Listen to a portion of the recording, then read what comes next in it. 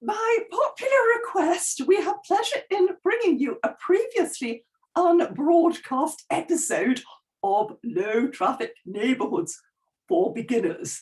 This is indeed the third in the series, thanks to our absolutely wonderful script writer.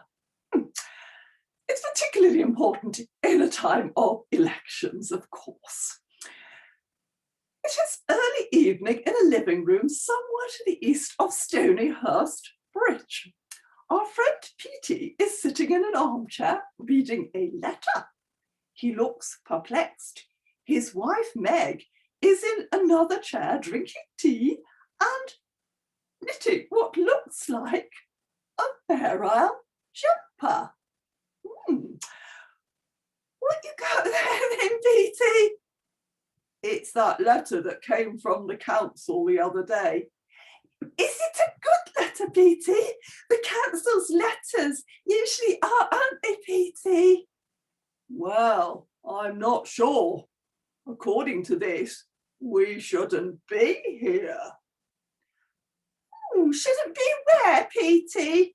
We shouldn't be on this commonplace closure consultation website. That's where. How's that then? Will we get into trouble? Will we get a ticket like those people did on John Dobson Street? I didn't even know we were on it, Petey. Perhaps we should get off it straight away. Ooh, have they got cameras on us, Petey? Well, it says here the public consultation on the bridges closes on the 15th of February 2021. It says after that, the comments on the website will be analysed by an independent market research company. Yes, you told me that the other day. I said they'll definitely get a local company, won't they? Because they'll know the area and the bridge, Petey. Well, the thing is, Meg, it's the 16th of February today, and nobody has told us to shut up.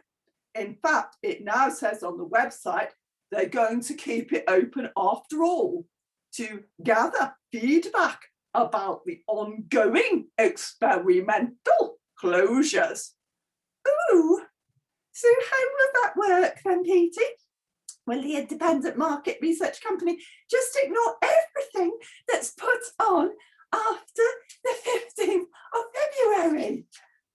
Well, I suppose they could, but then what's the point of keeping the website open if they're just going to ignore it? Well then, perhaps they'll just take everything into account that goes on after the 15th of February as well, eh, Petey? Well, yes, but that's then what's the point of saying the consultation is closed? If it isn't closed, when's it going to close?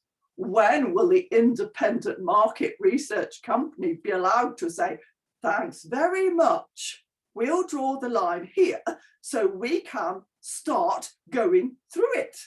I mean, how can they begin all that complicated, responsible analysis stuff if the comments are still pouring through the letterbox? Oh, yes, I see what you mean. Well, you know when they said the other day that the council will probably keep the bridge shut until, you remember you said, until 2/3 of residents say they don't want it reopened? Well, perhaps they haven't got enough support for that yet.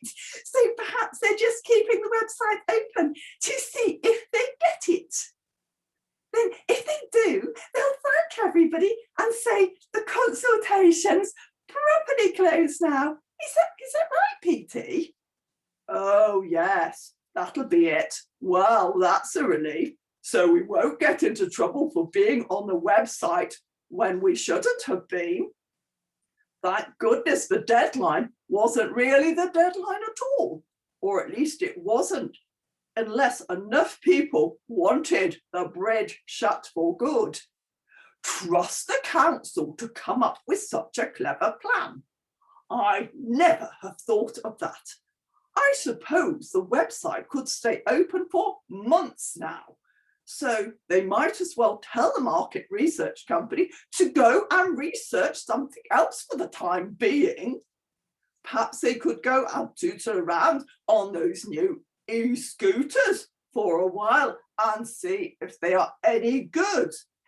Yes, that sounds like a good idea, Petey. Are you nearly finished that cardigan, Meg? Not much to do now. I think I'll give it to one of the head ones